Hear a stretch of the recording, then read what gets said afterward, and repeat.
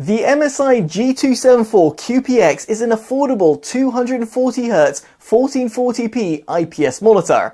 Indeed, at the time of filming, it can be found for £350 in the UK and $350 in the US, which is absolutely insane. Now, if it's actually worth its price tag and does it actually perform as well as it should, well, in this review, I'll be talking about that. Now, before proceeding with it, I would just like to thank AOC for actually sponsoring this video. More on them a little bit later. So jumping straight in, it's very positive. Its input lag was objectively tested at just 0.8 milliseconds, which is absolutely perfect when it comes to serious hardcore gaming.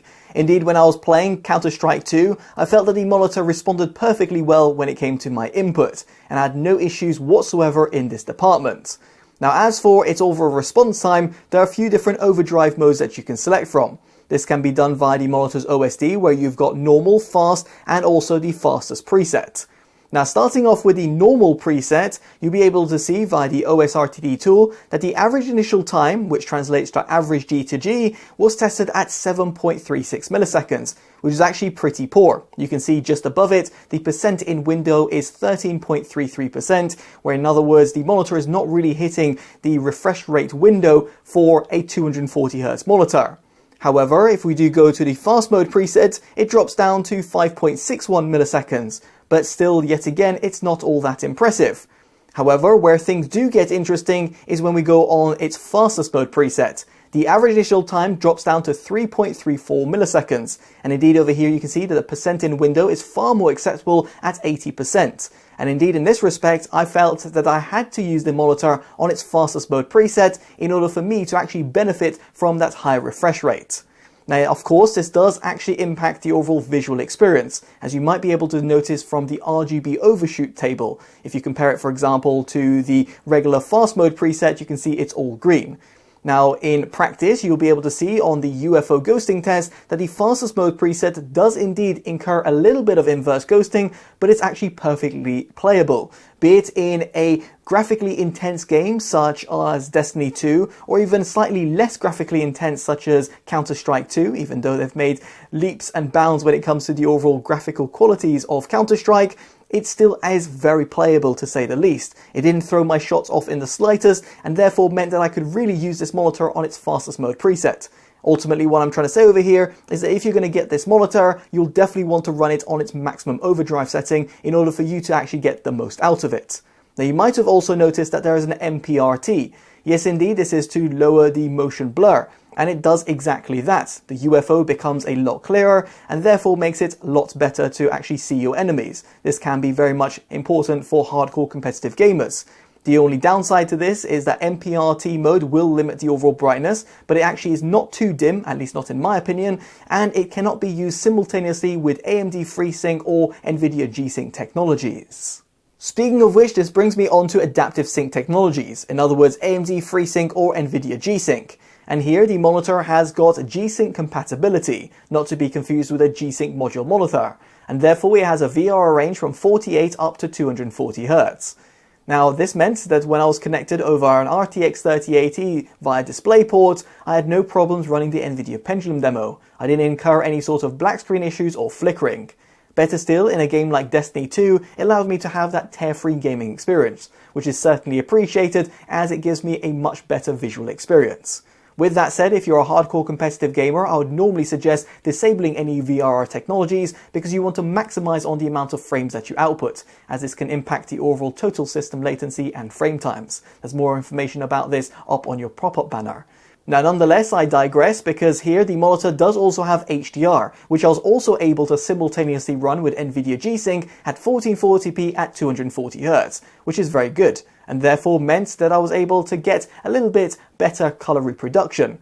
Now, don't get me wrong, this monitor's HDR performance is nothing to shout about. In fact, it's got the lowest display HDR400 certification, and therefore means that the monitor is not going to compete with monitors that have HDR 600 or above, let alone those that have an OLED or mini LED technology. Granted, they're going to be a lot more expensive, but just something to be mindful about. In other words, over here, the HDR experience is perfectly good, and therefore the way that this monitor actually handles the colors in HDR is actually pretty impressive as well. So therefore, if you're going to be playing some HDR games, then you might want to enable it, but of course that can be used on a case-by-case basis. Now the MSI is pretty unique in terms of the overall price point that it comes in at, but today's video sponsor AOC actually offers something that's even rarer. It's a flat 23.8-inch 1440p 165Hz IPS monitor, and it's called the AOC Q24G2A. That's right, a small-sized, high refresh rate 1440p monitor. This means everything is going to look ultra sharp with a pixel density of a whopping 123 and will appeal to hardcore competitive gamers who want to upgrade from a full HD panel. To find out more, check out my detailed review down in the description below or up on your pop-up banner. So shifting back to the MSI G274QPX, I would like to point out that via its HDMI ports, you will be able to run 1440p at 120Hz on both PlayStation and Xbox. Furthermore, I was able to also note a 4K signal input via my Blu-ray player.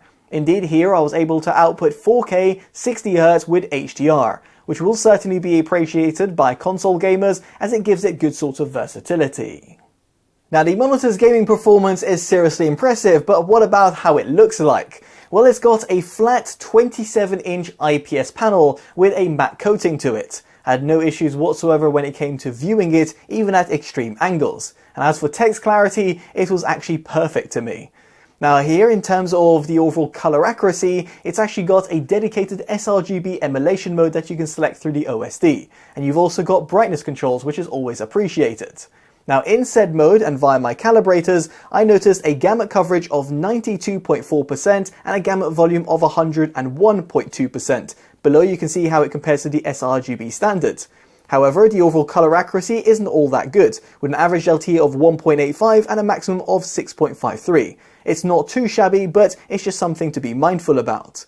As for its tested contrast ratio for an IPS panel, it's actually pretty impressive at 1327 to 1. As for its measured white point, it was actually pretty good at 6251 Kelvin at 100%, and as for its gamma curve, it sits relatively close to the 2.2 standard.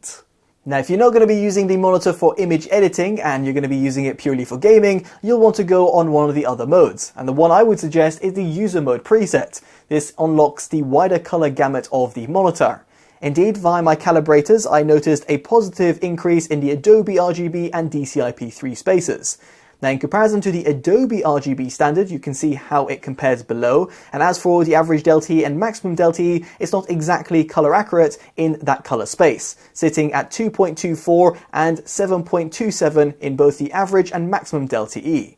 Now as for its tested contrast ratio, it doesn't change, and as for its measured white point, it gets a little bit better at 6397 Kelvin at 100%.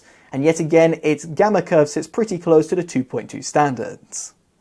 Now past the overall color accuracy, I would like to talk about its brightness, and here I recorded a peak of 440 nits, which indeed results in the display HDR400 certification. As for its minimum brightness, however, it is actually pretty high at 108 nits, and therefore might be a little bit too bright if you're using it in a completely pitch black room. So therefore some food for thought. As for its MPRT brightness, it's locked at 227 nits, which is actually still pretty bright and therefore will be very much acceptable if you're going to be playing sort of hardcore competitive games. Moving swiftly on, we get onto brightness uniformity, and while I do appreciate it's somewhat panel lottery, on my tested monitor it actually did pretty well across the board. Similarly over here, when it came to the overall backlight bleed, it wasn't something that threw me off. Yes, indeed, there is a little bit of bleed that can be noticed, specifically if you compare it to a VA or TN panel, but for an IPS monitor, it does actually do pretty well.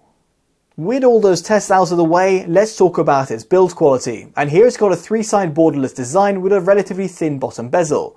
It also has a very versatile stand, allowing you to tilt, rotate, pivot it and swivel it. And you can also rotate it a full 360 degrees, which is actually quite a rarity. Its stand itself is also a relatively good size and therefore should fit on most setups. Of course, if you do not want to use the built-in stand for any given reason, you can replace it via VESA-compatible stand, allowing you to mount it on a monitor arm or a multi-monitor setup.